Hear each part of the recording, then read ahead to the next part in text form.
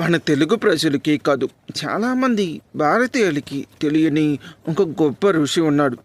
ఆయన ఏ ఋషి కూడా ఇంతవరకు సాధించలేని ఒక లక్ష్యం కోసం ఎన్నో సంవత్సరాల నుంచి భూమి యొక్క అంతర్చేత పొరల్లో ఉండి తపస్సు చేసి భూమి మీద మానవాళికి మృత్యువుని జయించే ఒక అద్భుతమైన యోగాన్ని రూపొందించారు.